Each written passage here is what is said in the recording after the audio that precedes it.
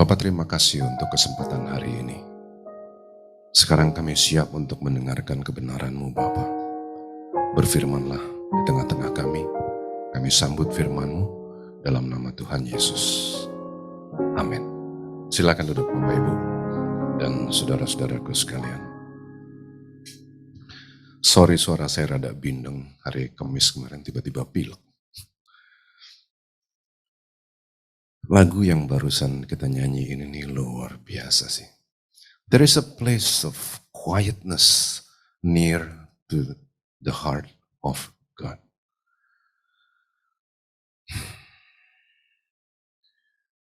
Di mana di sana nggak ada lagi dosa yang bikin capek.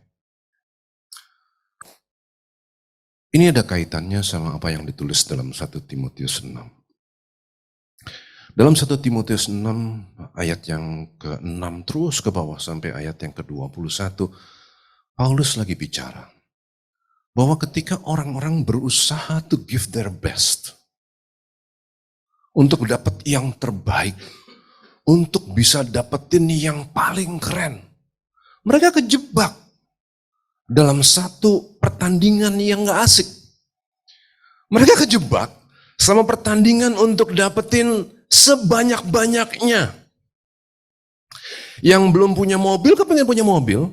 Yang sakit cuman kepengen sehat. Abis sehat dia kepengen punya mobil. Abis punya mobil dia kalau bisa dia punya pesawat. Itu kan nyapein luar biasa. Waktu kita datang kepada Tuhan to give our best, itu bukan soal mengenai cuman kesehatan kita. Bukan cuma soal apa yang kita bisa dapat lebih dari orang. Bukan itu. Paulus bilang gini, asal ada makanan dan pakaian cukuplah. Itu relatif banget. Hari ini kita bisa punya pakaian yang paling bagus. That's okay. Sepatu kita nggak perlu yang murah-murah, enggak. Jam kita juga nggak perlu yang murah-murah, enggak. Jangan jadi orang yang susah gitu, enggak. Tapi kalau kita mau give our best, ketika kita mau bertanding dalam pertandingan yang sehat, tujuan kita mau kemana? Itu loh yang harus dimasalahin. Tujuan kita mau kemana? Sebab kalau tujuan kita cuman seperti yang orang-orang kepengen, kita nggak ada di dekat hati Tuhan.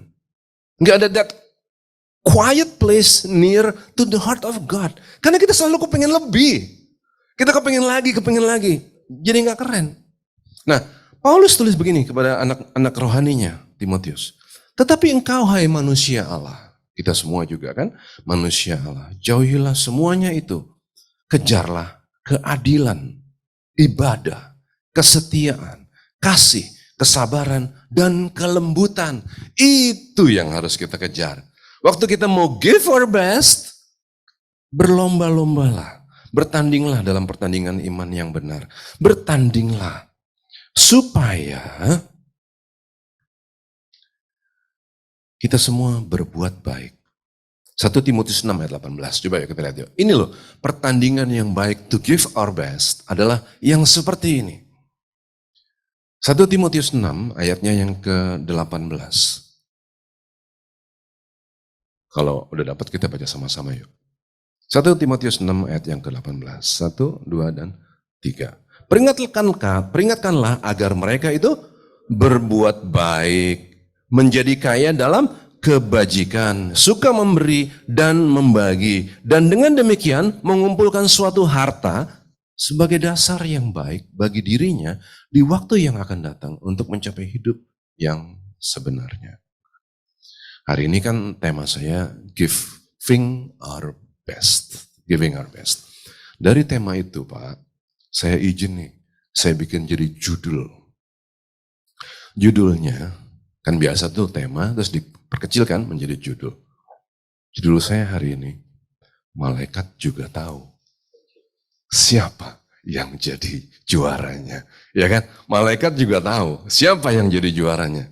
Karena gini loh, kalau kita mau dapetin that quiet place near to the heart of God, ketika kita mau bertanding di dalam pertandingan yang keren, ngapain kita cuman ngajakin orang lain bertanding? Ketika kita sekedar ngajakin orang lain bertanding, kita bakalan jadi hanyut dalam usaha untuk dapetin yang lebih dari orang lain. Ke situ aja kok larinya. Saya nggak anti sama sekali kita jadi orang-orang yang pintar. Kita ada di institut pendidikan di sini. Yang rindu supaya jemaat-jemaat Kristus itu menjadi orang-orang yang sangat cerdas. Dan karena kecerdasannya kita jadi orang-orang yang kaya. Jangan cuman kaya. Kaya banget. Tapi waktu kita kaya banget, apa yang kita mau bikin dalam kekayaan itu? Kan itu. Kalau kita nggak kaya, kalau kita nggak punya uang, gimana kita mau dukung pekerjaan Tuhan? Kerjaan Tuhan nggak murah, nggak sederhana juga. Kalau kita nggak punya cara berpikir yang sehat, gimana kita mau jadi keren? Nah, saya yakin bahwa semua kita yang ada di tempat ini dan juga di rumah, diberkati luar biasa sama Tuhan. Tapi ketika kita diberkati, tantang malaikat kali.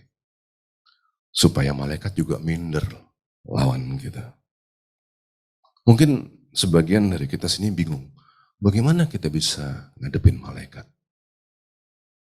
Masa sih kita sekapasitas itu untuk ngadepin malaikat? Jawaban saya gini, bukankah kita dicipta segambar serupa dengan Allah? Kita dicipta segambar serupa dengan Allah. Dalam tradisi Yahudi, orang-orang Yahudi bilang bahwa manusia itu adalah miniatur Allah. Miniatur.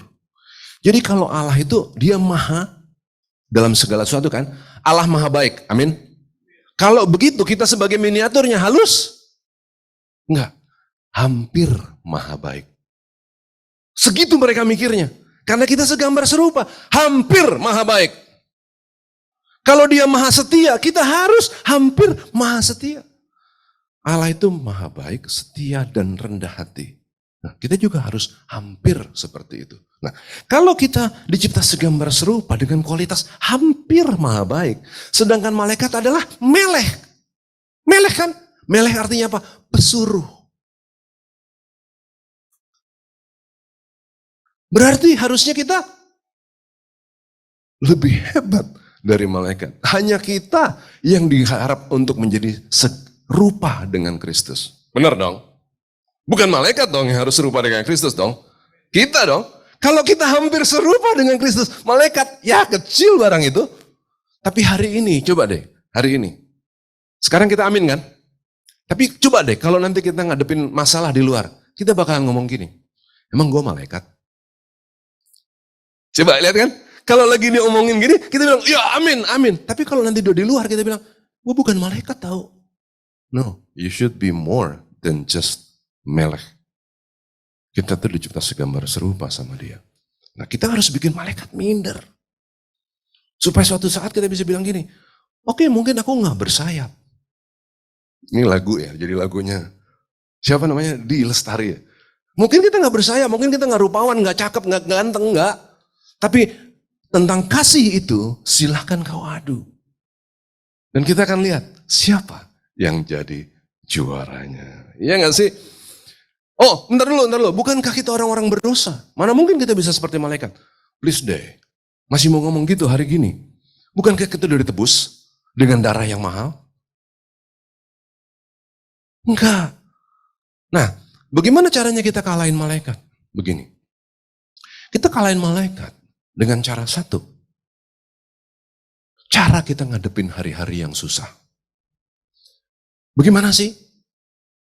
Kita suka jadi minder sama malaikat gara-gara gini. Gila, hari-hari yang gue harus hadepin segini susahnya. Bagaimana gue bisa menang lawan malaikat yang selalu hidupnya nyaman? Nah, dengan cara berpikir yang sehat tentang kesulitan, kita bisa bikin malaikat jadi minder. Dan kemudian,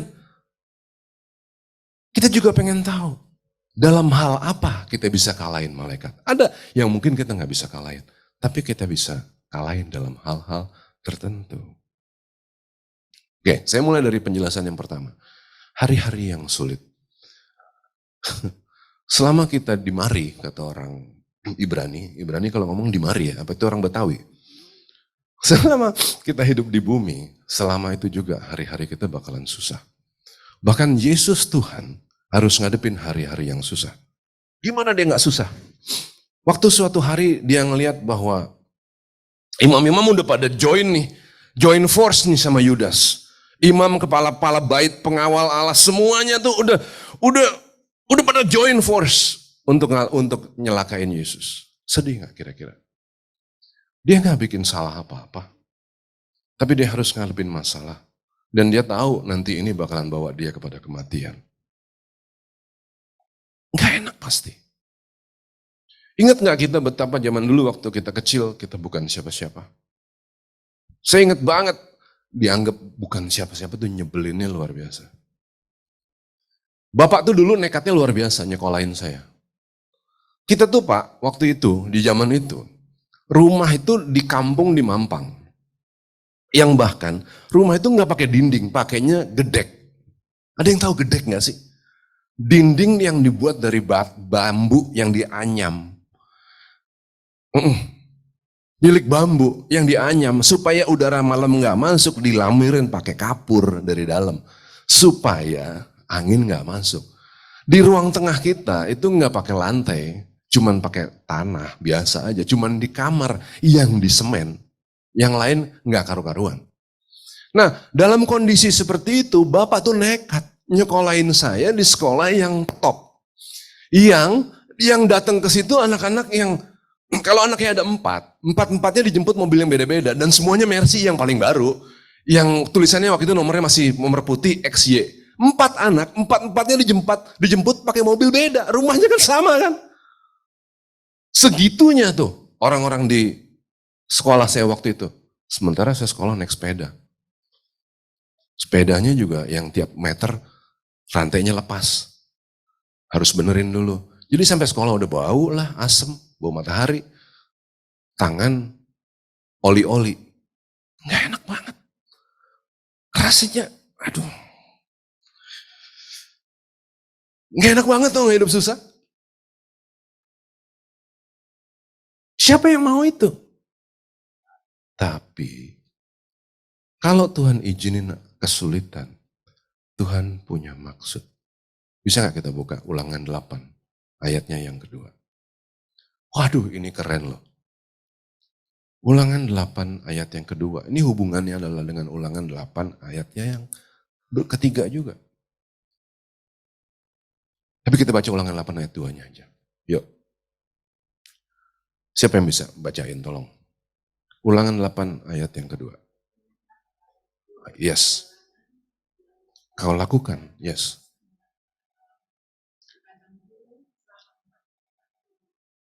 Dengan maksud. Maksudnya apa? 1.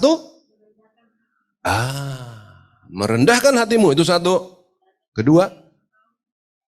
Apa yang ada dalam hatimu? Atau tidak. Jadi maksud kesulitan Tuhan kasih kepada manusia adalah untuk 1, merendahkan hatimu. Allah bukannya Allah yang seneng orang susah, enggak.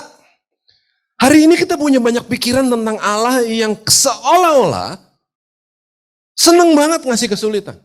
Banyak orang mikir gini, kenapa ya gue sakit gak selesai-selesai? Kenapa ya gue bangkrut? Kenapa ya aku dikhianatin, difitnah dan lain-lain? Coba jawabannya apa? Sering banget orang jawabannya apa? Pasti kamu ada dosa. Pasti kena kutuk. Loh, Allah yang kita sembah itu bukan Allah yang seperti itu, tahu? Allah di zaman Nuh udah bikin perjanjian. Perjanjian Allah dalam cerita Nuh dalam bentuk pelangi, bukan? Pelangi dalam bahasa aslinya Ibrani adalah busur panah. Busur panah yang dipakai sama pejuang. Busur panah. Perhatiin, pelangi busurnya arahnya kemana? Siapa yang ditodong? Allah yang ditodong, bukan kita. Bukan ke bawah. Allah nggak akan pernah lagi bikin air bah. Allah nggak pernah lagi akan hajar kita. Dan Allah setia sampai hari ini. Busur panahnya ke atas. Dia udah berdamai sama kita. Salib mutusin semua kutuk, bukan? Kenapa hari ini kita masih mikir, kalau ada sesuatu terjadi sama kita, itu adalah karena kalau kita mikirnya begitu, bagaimana bisa ngalahin malaikat? Dikit-dikit kita ngerasa, kutuk, dosa, capek dengernya. Malaikat Kesel. Di surga itu, ya ilah orang-orang masih begini lagi, kutuk lagi. Enggak kali. Kalau Tuhan izinin semua kesulitan itu terjadi adalah merendahkan hatimu. Dan memang penting kok direndahin hatinya. Karena banyak orang yang datang ke gereja, itu cuma seperti bikin Tuhan tuh kayak jadi lampu Aladin tau. Enggak ada yang di sini, ini pasti kalau di sini enggak. Kalau di sini pasti enggak. Ini orang-orang Kristen di pedalaman-pedalaman Singapura kan. Datang kan kalau lagi susah dong. Datang dia, disuruh puasa. Berapa hari? Sedap. Kalau itu, udah puasa belum? Berapa hari? 40 hari dilibas sama dia, cuma 40 hari. Tapi coba, begitu udah ada jawaban terhadap masalahnya, kemana mereka? Banyak yang hilang kan. Jadi kayak lampu Aladin. Tuhan jadi kayak ban serep yang dipanggil kalau lagi diperluin. Itu kan sombong. Kayak begitu. Banyak orang yang punya kecenderungannya sesombong itu. Banyak orang yang kayaknya gak bakalan pernah mati dan ketemu Tuhan gitu. Kayaknya gak takut bikin apapun yang mereka bikin tuh kayaknya gak mikir gitu. Di suatu negeri ada orang mau calonin presiden. Wan Abid namanya. Wan Abid loh ya, bukan Wan Abud. Kalau Wan Abud lain lagi, ini Wan Abid. Dia bisa-bisanya loh senekat itu. Orang gak salah dipenjarain. Bisa sombongnya setengah mati. Tapi di antara orang Kristen apakah gak begitu juga? Jangan-jangan banyak orang Kristen yang sombong loh. Banyak orang-orang yang dikit-dikit nyalahin Tuhan. Seolah-olah, Tuhan gak dengerin doaku. Tuhan mana? Mana Tuhan? Gak ada. Itu sombong. Nah kita yang hadir di sini, dan yang ngikutin di rumah, kita yang seperti apa? Umat Tuhan yang seperti apa? Yang rendah hati atau enggak? Kalau kita rendah hati, kita akan ngelihat bahwa semua masalah yang diizinin Tuhan terjadi dalam hidup adalah untuk merendahkan hati. Take it slow, easy. Easy. Nah ketika kita ngelihat bahwa kesulitan itu ditujuin untuk itu, disitulah kita bikin malaikat jadi minder. Malaikat juga tahu siapa yang jadi juaranya. Kedua, waktu orang-orang ngadepin masalah, banyak orang yang juga jadi nggak menang, tau nggak? Kenapa? Karena ngandelin mujizat. Dikit-dikit kepengennya mujizat. Wah Tuhan lagi kepengen ngerendahin hati orang itu. Terus dia minta Tuhan kasih mujizat supaya segera selesai dari masalah. Gimana? Cara mikirnya itu gimana? Coba kita lihat, apakah Tuhan Yesus pernah pakai mujizat untuk kepentingan dirinya? Suatu kali sebelum dia ditangkap, Tuhan Yesus bilang begini, atau kau sangka bahwa aku tidak dapat berseru kepada Bapakku supaya ia segera mengirim lebih dari 12 pasukan malaikat membantu aku? Bisa banget, Matius 26. Bisa banget aku kirimin lebih dari 12 pasukan malaikat. Perlu 12 pasukan malaikat, enggak. Satu pasukan malaikat, satu malaikat aja. Untuk ngadepin orang-orang yang mau nangkep Yesus. Apa enggak kocar kacir orang-orang itu? Tapi jangankan cuma satu. Lebih dari 12 pasukan malaikat aku bisa pakai. Aku bisa minta Bapak untuk kirim. Bikin mujizat gampang kok. Mau bikin batu jadi roti aku bisa. Mau bangunin Lazarus dari matinya, aku bisa, aku udah tunjukin. Tapi apakah aku pakai untuk kepentinganku sendiri? Enggak. Enggak pernah. Kenapa? Karena mujizat ditulis di dalam Yohanes dalam perjanjian baru, itu kan pakai kata semeion. Semeion itu artinya sign, tanda. Tanda. Mujizat itu cuman tanda. Tanda kuasa Allah yang dikasih lihat kepada orang yang sebetulnya belum percaya. Untuk orang yang belum percaya, Tuhan rela bikin peragaan kuasanya supaya orang percaya bahwa Allah ada. Nah, Yesus adalah Allah yang pasti lebih hebat daripada malaikat, bukan? Kalau dia pakai mujizat untuk kepentingan dirinya, habis. Hari ini kita perlu banget pakai mujizat. Tuhan tahu. Kalau kita perlu mujizat, Tuhan akan kasih. Tapi jangan kita yang minta dong, itu jadi mujizat. Kalau itu adalah mujizat, kita bilang, Tuhan terserah Tuhan deh. Kapan Tuhan mau pakai mujizatmu untuk aku? That's okay. Even if, ada lagu judulnya Even If. Even if aku harus mati. Even if aku harus sakit dan gak sembuh. It's okay. Ngomongnya enak. Ngejalanin yang mabok loh. Wah, anak saya yang ketiga Pak. Waktu usia kandungan 2 bulan, dokter bilang begini. Anak ini punya 2 virus. Sitomegalo dan toksoplasma. Cuma tinggal 1 tuh. Di badan perempuan ada 3 virus yang dorman. Apa satu lagi? Rubella. Kalau 3-3-nya, kelar kali. Ini 2 dari 3. Dokter bilang, aborsi aja. 90% kemungkinan dia mati dalam kandungan, 10% lahir cacat berat. Istri saya bukan dari orang Kristen, kita nggak seiman.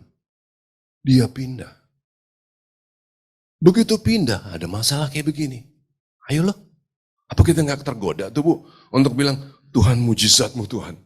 Supaya jangan sampai anak ini lahir cacat. Kalau lahir cacat, keluarga besar bakalan ngeledek kita. Itu akibatnya kalau lo jadi pengikut Yesus. Wah, tapi saya bilang enggak lah. Even if anak ini lahir cacat, ya udah. Saya bilang begitu. Ngomongnya gampang. Sampai dia lahir, saya tungguin. Begitu dia keluar jarinya, 1, 2, 3, 10. Oke. Jari kaki 10. Oke. Tapi jantungnya gimana? Dia bisa ngomong enggak? Matanya gimana? Tetap deg-degan loh. Tapi saya bilang, udahlah Tuhan. Kuserahin ke dalam tanganmu. Apapun yang harus terjadi, terjadilah. Kita berdoa di gereja. Amin. Rame-rame di gereja. Ada pujian, penyembahan dulu. Kita berdoa untuk keselamatan dari anak Pak Ruli. Supaya jangan sampai dia lahir cacat. Ada amin, amin, amin, amin. Dalam nama Yesus, amin. Begitu amin, sebelah gini. Rul, lu mikir dong. Lu kan hidup lu gak selama-lamanya. Kalau ntar lu mati, abang-abangnya kan gak bisa sayang sama adeknya seperti lu sayang sama adeknya. Udah ikutin aja dokter, mati gak? Baru amin loh. Ah udah, tapi biarin. Dia jalan terus, dia jalan terus, dia jalan terus. Beberapa waktu yang lalu, saya dengerin lagu yang tadi pertama kita nyanyiin.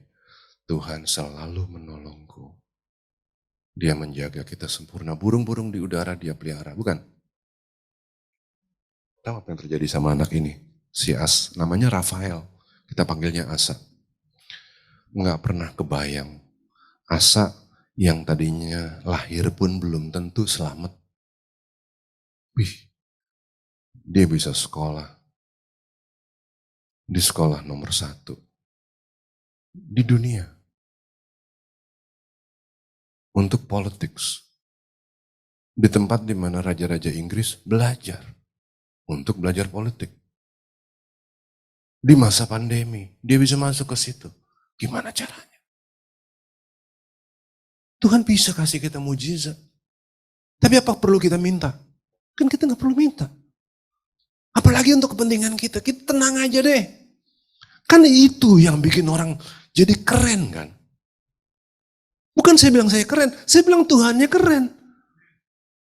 Saya bilang, waduh Tuhan, Tuhan selalu menolongku. Nangis saya di mobil itu. Gimana caranya Asa yang terancam mati, cacat dan lain-lain. Kok bisa jadi begini Tuhan? Kita gak perlu khawatir sama Tuhan. Dan justru orang-orang yang menerima mujizat-mujizat terus-terusan. Firman Tuhan bilang begini, celakalah engkau Korazim, celakalah engkau Betsaida. Karena jika di Tirus dan di Sidon terjadi mujizat-mujizat yang telah terjadi di tengah-tengah kamu, sudah lama mereka bertobat. Kalau kita cuma nyari mujizatnya, tapi kita nggak jadi orang-orang yang percaya, kita nggak jadi orang-orang yang menang, kita nggak tantangin malaikat, celakalah kamu. Mujizat itu cuma tanda. Waktu kita nerima tanda itu, kita belum ada di jalan yang benar. Tanda, Bandung 60 kilo, kita pegangin tandanya. Berasa udah kegeeran, berasa, aku udah terima mujizat, berarti aku udah keren, berarti aku udah di jalan Tuhan. No, you gotta go move 60 kilometers. Tanda, semeion. Tapi orang kan nyari mujizatnya. Enggak loh. Tapi mana Tuhan? Waktu aku doa kok Tuhan gak jawab. Yang mana yang Tuhan gak jawab? Tuhan jawab. Apa doa kita? Tuhan kasih aku kekuatan. Dijawab gak? Dengan bentuk beban. Nih kita angkatin ya kan. Dijawab sama Tuhan. Itu kan mujizat. Tuhan, aku pengen punya hati seperti hatimu. Dia kasih apa? Orang-orang nyebelin kan? Hati seperti hatimu. Aku pengen menyelamatkan bangsa-bangsa. Ada amin. Amin. Tuhan kasih apa? Ya elah lu menyelamatin bangsa-bangsa. Tuh tante lu aja lu gak bisa urus. Urus dong. Orang-orang sekeliling kita dong. Mulai dong dari rumah. Kan gitu. Di situ Tuhan kasih kita mujizat lewat jawaban doa. Nah, terus kerennya tuh gini juga nih. Di titik-titik kritis pertahanan manusia, waktu kita lagi ngadepin masalah yang berat, luar biasa. Di titik-titik kritis itu, Allah sering kirim malaikatnya untuk jagai manusia yang dikasihi. Malaikat dikirim sama Tuhan dengan macam cara dan bentuk. Ada malaikat yang dikirim untuk selamatin Sadrak, Mesak, Abednego. Wah, ini kejadian yang luar biasa kan. Luar biasa, parah banget. Raja marah, kamu gak mau nyembah patungku, mati lo, nyalain tungku sepanas-panasnya. Wah, dinyalain tungku, orang yang ngelemparin Sadrak, Mesak, Abednego ke dalam tungku itu aja mati. Raja hitung, kenapa ada 4 orang di dalam tungku ya? Kan Sadrak, Mesak, Abednego 3, kenapa ada 4? Buka. Dibuka. Ternyata Tuhan kirim malaikat untuk selamatin Sadrak, Mesak, Abednego. Daniel 3:28. Untuk ngalahin malaikat yang kayak begitu, mungkin kita adalah orang-orang yang gak bersayap dong. Gak cemerlang dong. Ya udahlah, kita gak bisa lah ngalahin malaikat yang seperti itu. Oke. Tapi malaikat dikirim dengan macam-macam bentuk dan tugas dan pesan. Ada yang dikirim untuk hibur ada malaikat yang dikirim untuk hibur. Hibur Yesus contohnya. Waktu Yesus selesai dicobai di padang gurun, Matius 4:11. Apa tugasnya? Menghibur. Nemenin Yesus waktu itu, ngajakin ngobrol. It's okay. Ya gak sih? Kita bikin itu gak sih ke orang lain? Banyak orang yang sibuk mikirin penderitaan diri sendiri. Banyak orang yang mikirin, wah gila susah banget nih hidup gue nih. Aduh tantangan gue banyak nih. Aduh gue belum ngerjain tugas ini. Oke, kerjain semuanya dengan setia. Tapi at the end of the day, kalau kita jadi orang-orang yang ditebus, orang-orang yang segambar serupa dengan Allah, kita perhatiin orang-orang sekeliling kita nggak? Banyak banget loh hari ini kritikan kepada kekristenan. Orang-orang bilang begini, agama-agama lain nih, dia bilang gini, agama gua tuh ya ngajarinnya ya kebajikan. Jangan sampai semut mati. Supaya ada damai sejahtera di alam. Gitu kan? Kenapa kekristenan gak ada? Sering banget loh orang ngomong gitu. Siapa bilang gak ada? Siapa yang bilang gak ada? Ada banget. Masalahnya banyak orang Kristen hari ini justru pakai Allah untuk kepentingan dia. Doanya adalah supaya nyelesain masalah dia. Kita jangan kejebak di situ dong. Jadilah orang-orang yang menghibur orang lain.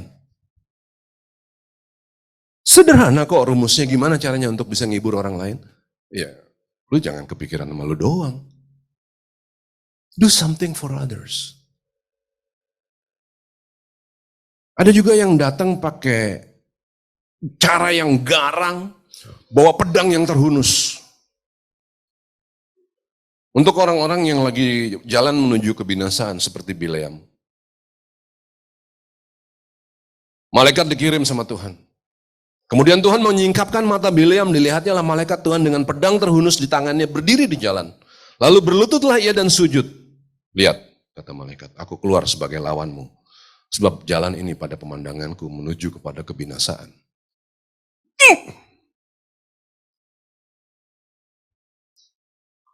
Hari ini, bagaimanakah Kristenan kita hari ini? Berani nggak kita nunjuk orang lain yang lagi salah? Sedangkan banyak gereja yang hari ini gereja-gereja di mana Bu? Pedalaman Singapura. Bukan yang di sini ya. Bebas dong saya ngomong dong, kalau udah gitu kan. Yang bikin pendetanya itu, seolah-olah he cannot do wrong. Selalu benar. Kalau mulai diutik-utik, omongannya selalu mengenai, jangan diutik-utik biji mata Tuhan. Nah kalau dia biji mata Tuhan, kita siapa? Kita biji mata apaan? Dia biji mata Tuhan. Oh, hamba Tuhan. Gitu kan, hamba Tuhan. Yang sebelah mari? Hamba apaan nih? Kan hamba Tuhan juga kita. Kita adalah imamat yang rajani. Umat milik kepunyaan Allah sendiri. Kita ada di sini tujuannya apa? Kan untuk ngimbangin supaya hamba Tuhan yang kita sayang, yang melayani kita nggak bikin salah kan? Jadi kita ngasih tahu kan, dengan kasih kan? Tapi coba, di dalam banyak kesempatan. Di Australia lagi kejadian. Gereja gede banget. Hamba Tuhannya mencelat nggak jelas. Saya nggak perlu nyebut nama kan? Tapi yang keren di sana kan bisa ditegur. Kalau yang di mari, jangan ganggu biji mata Tuhan, ada amin. Jangan ada amin loh. Kita juga biji mata Tuhan soalnya. Ya dong. Nah kita perlu dong, kita kalau memang itu salah, kita bilang salah, jangan ke situ. Kan koreksi kan. Tapi kan banyak gereja hari ini kan bentuknya jadi kayak one man show kan. Nah, kita perbaikin dong. Kita jadi orang-orang yang benar dong. Untuk teman-teman kita yang kita tahu ngaco, apa yang kita bikin? Kita bikin apa? Kita tegur atau kita larut? Banyak yang jadi larut loh. Udahlah, daripada gue ngomong, ntar gue jadi gak enak sama teman-teman. Jadi gue disalahin, mendingan gue ambil aman aja deh. Jangan gue yang ngomong, tangan orang aja deh yang ngomong. Seneng banget pakai gitu. Tangan orang aja. Kita pakai tangan orang buat mukul. Pakai tangan orang buat mukul. Jahat banget sih. Jangan-jangan kita ditunjuk sama Tuhan supaya, come on bro, tegurlah kesalahan. Tegurlah orang-orang yang lagi gak benar kan gitu kan. Tapi banyak orang hari ini gak mau loh. Dan bagaimana caranya malaikat bisa minder sama kita? Kalau kita mau nyari yang aman-aman terus. Ada lagi malaikat-malaikat Tuhan yang dikirim untuk tugas-tugas yang sederhana banget. Dikirim kepada Elia. Apa yang dikerjain sama malaikat yang dikirim ke Elia? Elia lagi bete banget. Dia bilang, udah deh aku pengen mati aja deh. Tuhan, udah aku mati aja karena aku gak lebih baik daripada nenek moyangku. Ya, dia lagi putus asa banget kan. Apa yang dikerjain sama malaikat? Sederhana banget. Dia bikinin makanan. Malaikat bikinin makanan, iya kan? Sederhana aja kan? Dia bikinin makanan. Terus dibangunin Elia. Bangun El. Bangunlah dan makanlah. Sederhana banget. Can we do something for others? Suatu hari Tuhan kirimin saya malaikat. Malaikat yang sampai hari ini saya nggak pernah tahu siapa dia. Saya terdampar Pak. Saya terdampar di Bandung. Zaman itu waktu masih SMP gitu. Pokoknya kita berasa keren deh kalau kita pergi nggak pakai orang tua. Duit seminim-minimnya pergi keluar kota. Pokoknya itu jadi kekerenan banget lah waktu itu. Saya pergi ke Bandung sama temen yang ngakunya dia punya saudara di Bandung. Setelah kita sampai di Bandung ternyata dia nggak punya saudara. Mati nggak lo? Duit kita cekak, dia gak punya saudara lagi. Terdamparlah saya di pasar. Gak bisa tidur dong, mau tidur di mana? Nungguin tukang beca. Kalau tukang beca lagi ninggalin becanya, kita tidur di tukang beca. Untuk ngerasain api unggun. Nyebelin banget loh. Berapa hari kita begitu, makan teratur. Makan teratur itu kalau pagi makan, malam enggak. Kalau malamnya makan, paginya enggak. Gitu, makan teratur ya kayak begitu tuh. Kita berdua, kelantang keluntung gak karu-karuan di Bandung. Tahu-tahu, ada anak ITB yang datang, terus mereka nyamperin kita berdua. Lu kenapa sih kelantang keluntung ini gak jelas? Lu tinggal di rumah gue deh. Kita dibawa ke kos-kosannya dia. Dikasih makan, dikasih obat. Pagi-pagi bangun dia udah ada teh. Kita bablas dong tidur dong. Pertama kali ketemu tempat tidur selama beberapa hari kan. Belas tidur. Begitu bangun udah ada teh. Dikasih obat sedikit sama dia, dikasih makan. Habis itu kita udah sehat, kita pulang. Gue gak ingat sampai sekarang. Nama orang itu siapa? Gak kenal. Bisa gak kita jadi malaikat-malaikat Tuhan yang kayak begitu? Itu loh, kalau kita mau bertanding, bertandinglah dalam pertandingan yang begitu. Supaya kita kaya dalam kebaikan. Kita kalah, kaya dalam kebajikan. Kaya kita. Dengan begitu kekristenan kita jadi ngebanggain buat banyak orang. Orang lain gak bisa bilang, kekristenan kok jadi kacau banget sih? Kok cuma jadi debat-debat doktrin gak jelas? Udah, don't worry about it. Just go there, out there, do something for others. Keren loh kita. Kesulitan adalah suatu kepastian. Nah, apa yang kita lakuin waktu kita ngadepinnya? Orang-orang yang juara justru bersinar dalam kesulitannya. Dia nggak ngeluh, dia nggak bikin mujizat, dia nggak pakai mujizat untuk kepentingan dirinya. Dalam kesulitan, dia bantu orang lain. Kan kagum lo orang, gila lo kan sakit. Lo kan punya masalah banyak, kok lo peduli sih sama gue? Because I'm the son of God. Oh haleluya. Malaikat juga tahu siapa yang jadi juaranya. Begitu dong.